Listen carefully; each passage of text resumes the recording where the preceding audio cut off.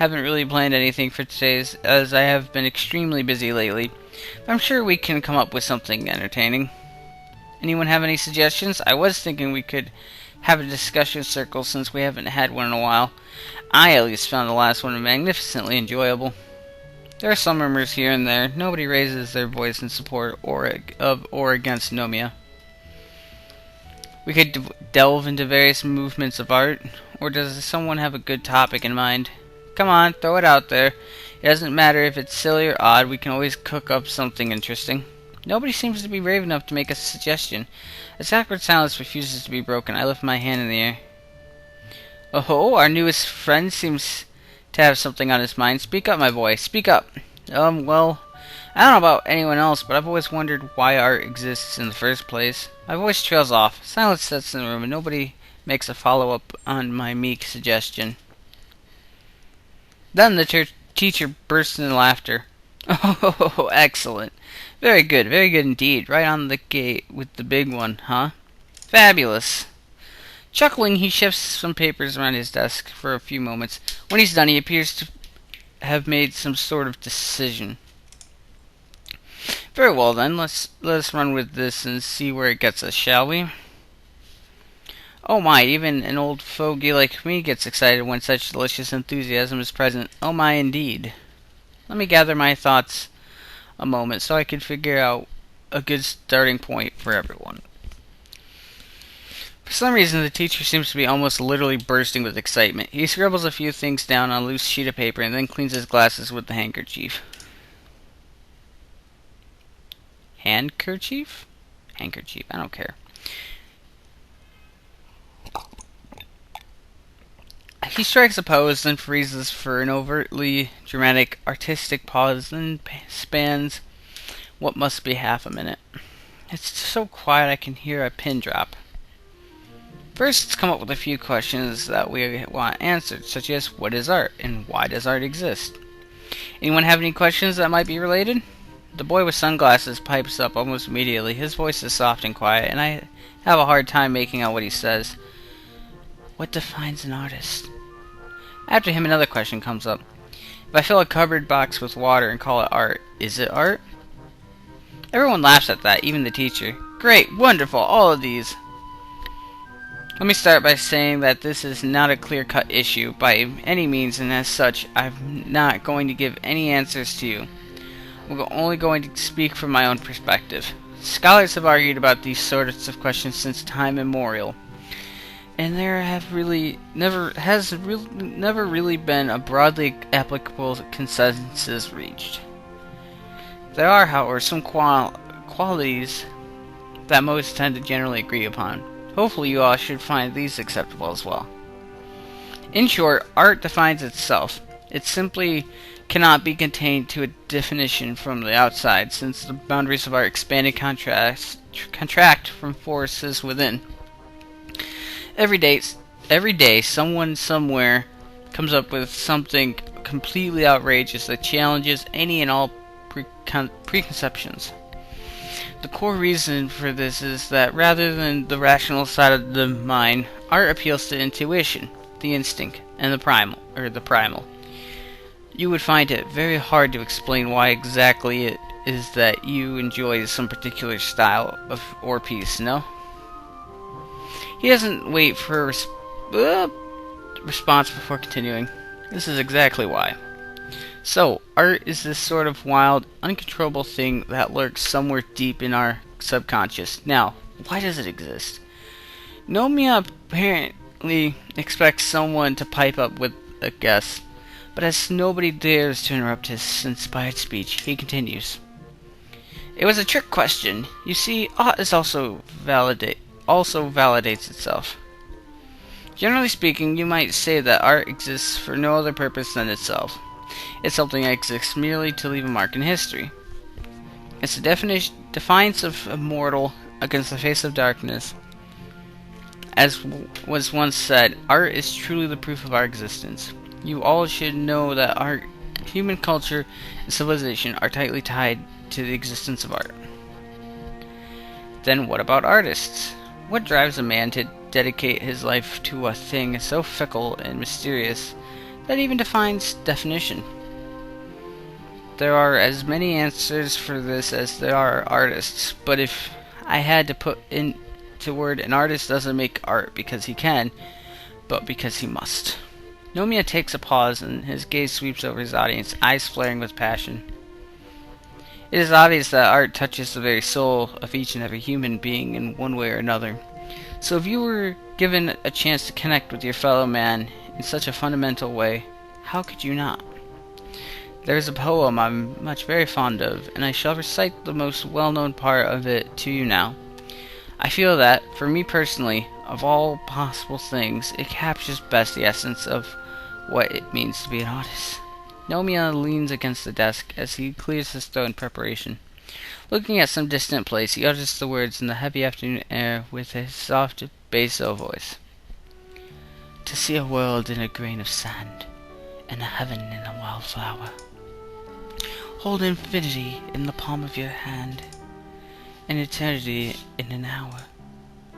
There's a solemn and unbelievably awkward silence after he finishes reciting the short fragment. Nobody dares speak a word. Nomiya clears his throat again. To be an artist is to see the world in a grain of sand. You see, dear children, without art there would be not be much to live for in this world. It is the most profound thing. He is clearly touched by this notion. I almost expect to see a lone tear rolling down his rough cheek, but it never comes. I turn to Rin and whisper to her, so how is this a discussion circle? She shrugs nonchalantly back at me. The previous ones were the same. To his credit, Nomiya does try to get some debate going, but the club seems to be reluctant to comply. I feel a bit guilty about opening my mouth. Maybe we should have been spared from this. Damn. As the meeting comes to a close, I realize we haven't once touched up any paint or pens today, and I feel somewhat disappointed. Nomiya suddenly appears next to us. He seems to be still fired up about the speech he delivered.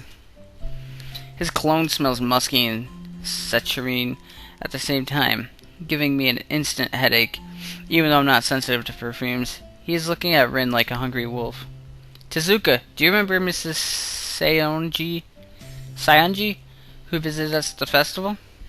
I think so. I'm going to tell you something amazing.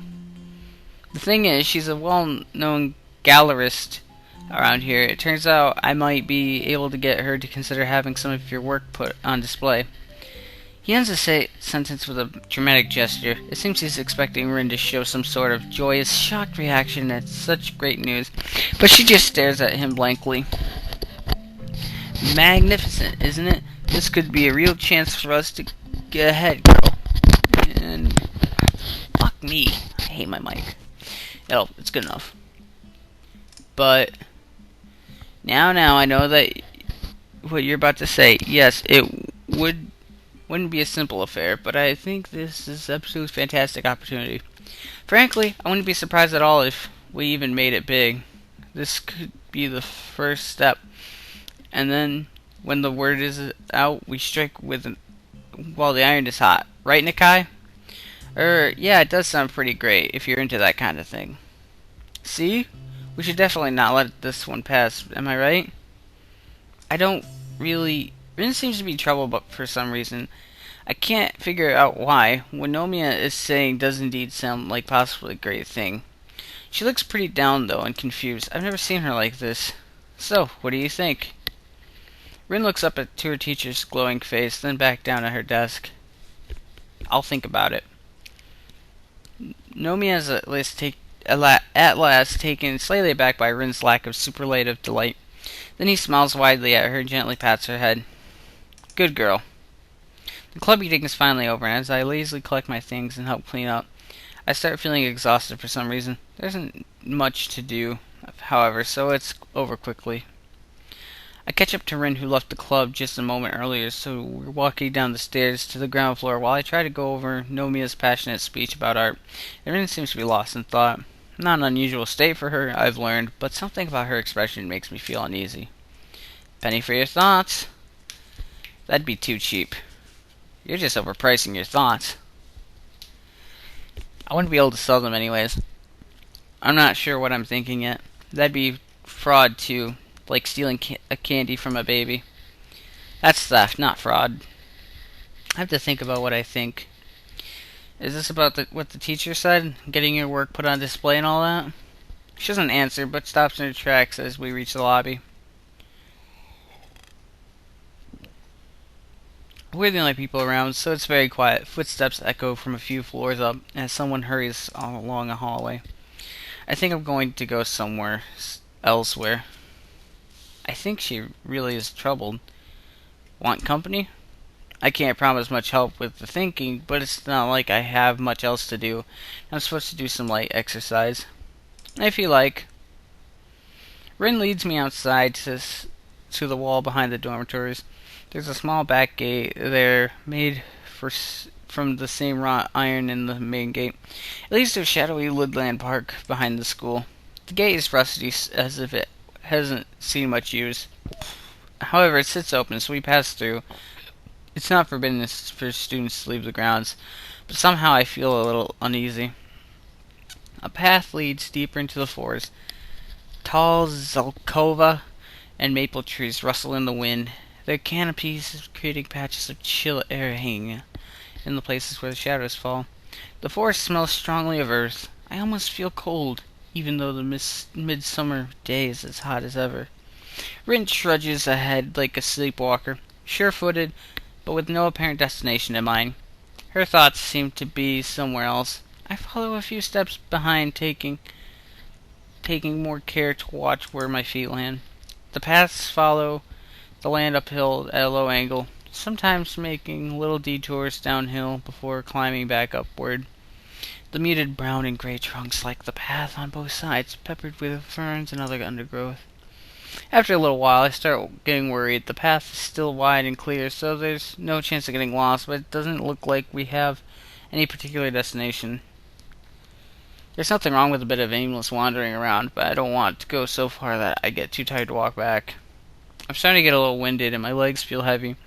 I want to stop and get a chance to catch my breath and rest my legs, but Rin keeps on going. Where are we going? Are we going anywhere at all? Worry tree. I see. So what exactly is the worry tree? It's just a tree, like this. She stops in front of a particularly large maple that might or might not be the worry tree. Its lush green leaves sway lightly in the breeze blowing through the small clearing we entered. I guess as much.